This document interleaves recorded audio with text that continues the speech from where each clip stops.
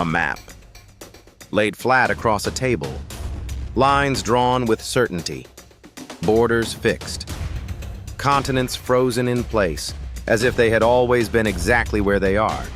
It feels permanent, unchanging. But what if the ground beneath us isn't still? What if the continents themselves are slowly drifting, inch by inch, across the surface of the Earth, not in chaos, not randomly, but in a silent, ancient movement, too slow for a lifetime to notice, yet powerful enough to reshape the entire planet? Today, that idea feels obvious, almost unquestionable. But there was a time when saying it out loud invited ridicule, mockery, isolation. Because sometimes the truth doesn't sound like truth at first. Sometimes it sounds like madness. This is Forgotten Minds, where ideas once dismissed as impossible quietly became the foundations of everything we understand today. He was born in 1880 in Berlin, Germany, into a world that believed it had already figured out the Earth. Geography was stable, continents were fixed, mountains rose, oceans spread. But the land itself, it stayed where it was. That was the certainty. That was the rule. And like many before him, he was taught to accept it. But he wasn't like many before him. He was curious in a way that didn't settle, a mind that wandered beyond boundaries, not just in thought, but in life. He studied astronomy, then meteorology, physics, geophysics. He didn't stay in one field because he didn't see knowledge as separate. To him, everything was connected. Patterns didn't belong to one discipline. They belonged to the world itself. And perhaps that's why he saw something others didn't. It started simply. A glance at a map. The coastlines of continents, particularly South America and Africa. They seemed to fit, not perfectly, but closely enough to raise a question. A quiet one at first, then louder. What if they were once joined? What if the continents weren't fixed, but had moved apart over time? It sounded strange, but the more he looked, the more the pieces aligned. Fossils of identical plants and animals found on continents now separated by vast oceans.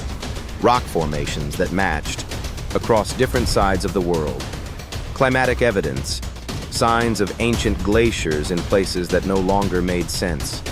Individually, these were curiosities. Together, they told a story of connection, of movement, of a world that had changed in ways no one had fully accepted. He began to form a theory, not just an idea, but a framework. He proposed that all continents were once part of a single massive landmass. He called it Pangaea, and over millions of years, it broke apart, drifting slowly to form the continents we know today. It was bold, radical, beautiful in its simplicity, and devastating in its reception.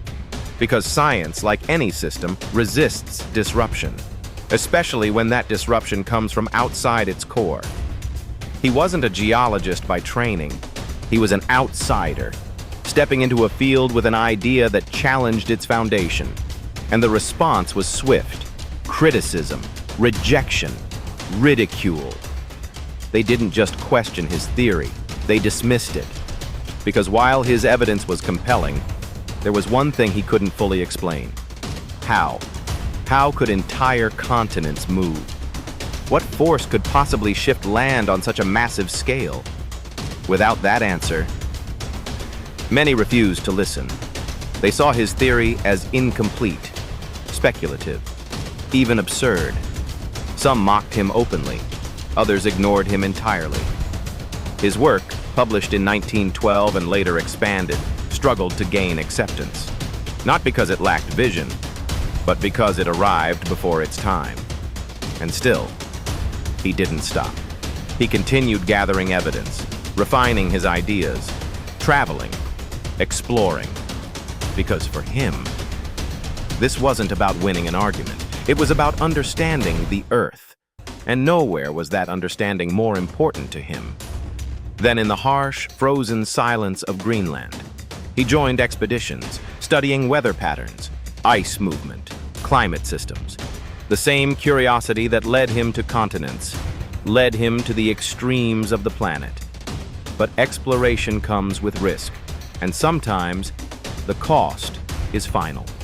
In 1930, during an expedition deep into Greenland's icy interior, he faced brutal conditions, freezing temperatures, isolation, exhaustion, supplies running low. At one point, he made a journey across the ice to deliver provisions to a remote camp, a journey that required strength, endurance, and determination beyond limits. He succeeded. But on the return, something changed. The cold, the fatigue, the unforgiving environment. Somewhere in that vast, silent expanse, he collapsed and never rose again. His body was later found, buried beneath snow and ice, and a life ended, not in recognition, but in isolation. At the time of his death, his greatest idea was still widely rejected, still considered flawed, still treated as an interesting but incorrect theory.